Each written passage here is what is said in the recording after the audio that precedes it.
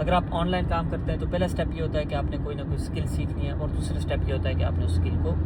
Cell करना है। और उस स्किल को सेल करने के लिए आप फ्रीलांस प्लेटफॉर्म्स का यूज़ कर सकते हैं, अपवर्क, फाइवर जो भी आप यूज़ करते हैं, या आप सोशल मीडिया पे रीच आउट कर सकते हैं। और किसी भी कंपनी को या बंदे को रीच आउट करने को कोल्ड रीच आउट कहते हैं, यानी वो आपको पहले से नहीं जान रहा, आपने अपनी सर्विस उसको पिच करनी है, तो आप उसको, वो आपके लिए एक कोल्ड ऑडियंस है, यानी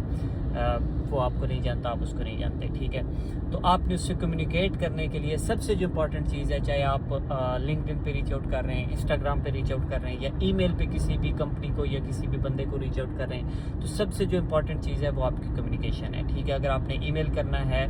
तो कौन से ईमेल्स हैं, कौन से रीच आउट्स हैं लिंक्डइन पे, इंस्टाग्राम पे, जिन पे आपको वो रिस्पॉन्ड कर सकता है। तो सबसे जो पहली इंपॉर्टेंट चीज़ है वो ये है कि आपका जो ईमेल है वो सेल्स ही नहीं होना चाहिए, उसके अंदर सेल पिच नहीं होनी चाहिए। क्योंकि जब भी आप खुद को अगर रख के देखें तो आप कौन से ईमेल्स को ओपन करते हैं, जितनी भी आपको प्रोमोशनल ईमेल्स आते हैं डिफरेंट कंपनीज के, आप उनको देखते भी नहीं हैं, वो आप उनको ओपन भी नहीं करते, यू नो कि इसके अंदर कोई सेल्स की चीज़ ही होती है। आप हमेशा वो ईमेल ओपन करते हैं जो आपको फील होता है कि ये मेरे किसी जानने वाले बंदे ने किया हुआ है, ठीक है, या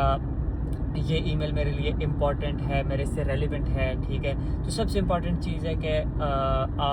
आप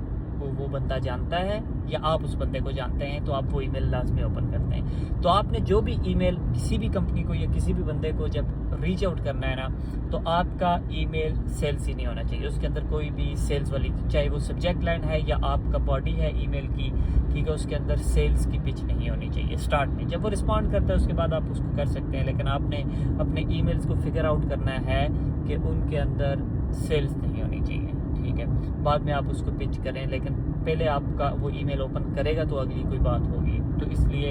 ईमेल ओपन रेट्स को इम्प्रूव करने के लिए या रिस्पांस रेट को इम्प्रूव करने के लिए आपने सबसे पहले